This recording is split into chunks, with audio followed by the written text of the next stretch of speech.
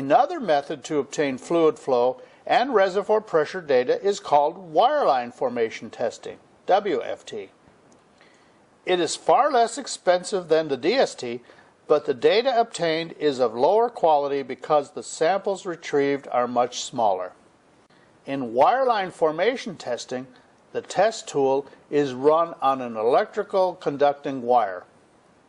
The WFT is usually performed after the TD has been reached but before the casing has been run. In this method, a spring forces the tool into contact with the side of the hole so that the formation pressure and flow samples can be taken. The main advantage of wireline formation testing is that multiple zones can be tested at once on a single run. At this point, after the TD has been reached, the open hole logging suite, consisting of multiple open hole logs, is performed.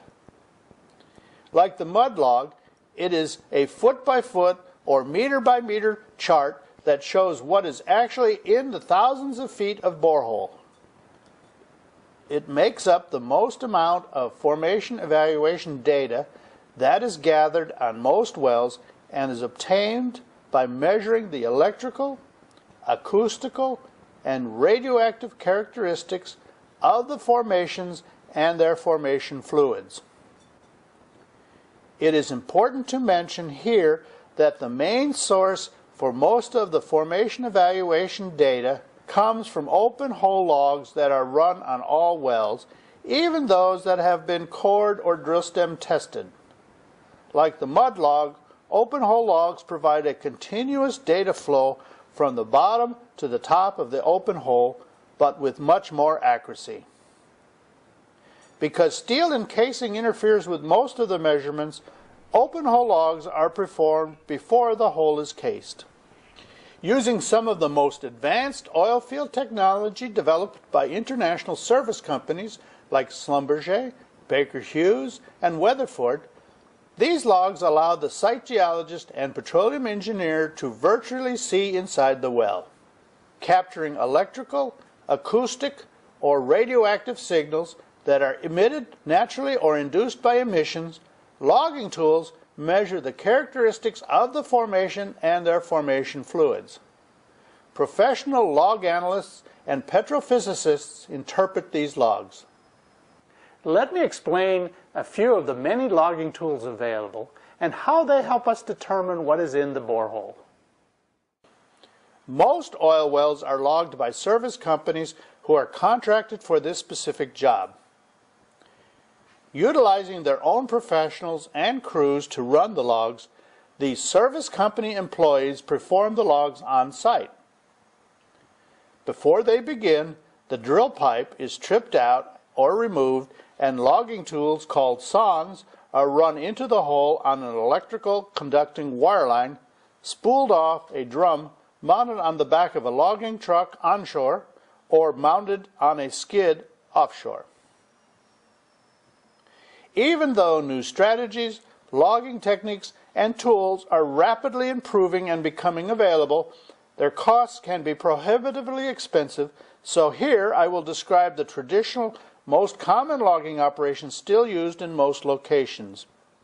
In any event, whether the latest technology is used to log a well or older technologies are used, logging is and will remain to be a major part of the well's overall financial cost in the foreseeable future. First, in a typical scenario, several sondes are combined into a single assembly and run together. By the way, the French word sonde, meaning an electrical sensor, was first adopted for these tools because the technology was invented in France by a company called Schlumberger. Consequently, the word sonde is still commonly used. In this method, a sonde is run to the bottom of the hole and is slowly raised to the top, recording the outputs and emissions on a chart as they occur. This is called the actual logging sequence. The logged interval usually extends from the bottom to the casing shoe. This interval is referred to as the open hole portion of the well. The first two logs we will describe here are used to determine lithology. The first is called the spontaneous potential, SP log. Spontaneous potential refers to the naturally occurring electrochemical potential of cations. For example, when the drill bit penetrates the boundaries between porous, permeable zones and the non-permeable surrounding shales, the equilibrium of these cations is disturbed, causing them to move. These moving cations, which have been activated by their release at the boundaries, can then be measured using this log. The data obtained is used to identify potential sedimentary reservoirs and to establish their thickness and depths from the surface. The second log, the gamma ray or GR log, measures the intensity of naturally occurring gamma ray emissions in the surveyed formations. Containing a scintillation counter that records the intensity of naturally occurring gamma rays, these tools act like a Geiger counter. Because shale rock typically emits a high level of radiation, while sandstone or limestone, reservoir rock, typically emits a lower level of radiation, these deflections can indicate the bed boundaries between shale and a reservoir rock, the reservoir rock's exact depth, and its thickness.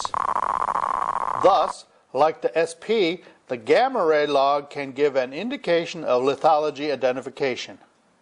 Because the saltier mud water in the formation can obscure the results of the SP log, the SP and gamma ray logs are done in tandem to assure accurate lithology identification. Next, the following three types of logs are used to measure the porosity of the well. They are the 1. Density log, 2. The neutron log, and 3. The sonic log. Let me explain how each of these is used in more detail. The density log is made by a radioactive source that is placed into the sonde and records the emissions of gamma radiation.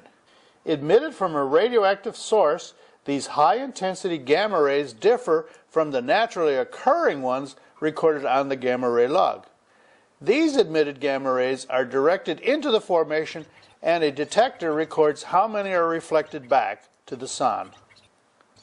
The more gamma rays that are reflected back, the lower the formation's density. A lower rock density reading indicates higher porosity. Second, the neutron log records the emissions from a neutron generating radioactive source that is placed into the neutron sonde. A detector measures the amount of neutrons captured. Neutrons are highly influenced by the amount of hydrogen that is present in the formation. Hydrogen, found in water, oil, and gas, will greatly affect the amount of neutrons that are captured. Porosity from the formation is also related to the rate of capture of neutrons because fluids with hydrogen are present in porous rock. Thus, the more hydrogen atoms present indicates the greater porosity of the rock. Gas, however, contains much less hydrogen than water or oil. The presence of gas will give a very low or false reading of the porosity. This porosity, therefore, is compared with the density porosity and gives us a better indication of the presence of gas. High gas saturation rather than oil saturation. Let me show you an illustration. Here you can see the density curve and the neutron curve will generally track each other in measuring the porosity. But in a gas zone, the neutron curve greatly distorts the data. An indication of error when comparing the two logs gives a good indication that this is a gas zone. Third, the sonic log is a logging tool that generates a sound pulse that is measured by its travel time through the formation by receivers mounted some distance from the sound generator. This travel time, or transit velocity, is related to porosity. Also, by subtracting the sonic porosity results from the neutron porosity results, we can more accurately separate the intergranular and vulgular porosities. In addition, Knowing the lithology of the rock from the SPN gamma ray logs, the porosity can be more accurately calculated to give us total porosity. After identifying the boundaries, lithology, and porosity with the previous tools, the engineer next needs to know something about fluid type. The resistivity log helps get him that information. Salty water, made up of sodium and chlorine with the abundance of free ions within the pore space, conducts electricity better than those filled with oil or natural gas. This difference in conductivity in the case of salty water or resistivity in the case of crude oil or gas can be measured on the resistivity log. As can be seen here, crude oil or gas is much more resistive to the flow of electrical current than salty water. In addition, the resistivity log will give a good indication of the type of saturation that is in the reservoir rock. It also helps to establish a good approximation of the oil-water contact line. Almost all saturation computation methods rely on work originally done by Gus Archie in 1940-41. He found from laboratory studies that in a shale-free, water-filled rock, the formation factor F was a constant defined by RO equals F times RW, where RO is the resistivity of the total formation and RW is the resistivity of the water in that formation. He also found that F varied with porosity in the following relationship. F equals A over phi to the m power. Combining these two equations gives RO equals A over phi to the m power times RW, where RW is measured by taking water samples from the well. Archie then found a relationship between water saturation, SW, and RT over RO, where SW to the negative power of 2 equals RT over RO. Substituting equation 2 into 3, we get the famous Archie equation. SW equals 1 over porosity times the square root of RW over RT, where porosity is measured from a density or sonic log, RT is measured from the resistivity log, and RW is measured from water samples taken from the formation. Equation 4 gives a simple approximation to estimate the hydrocarbon saturation. SO equals 1 minus SW. More complex versions of the Archie equation have been developed to include more complex lithologies. They are beyond the scope of this lecture.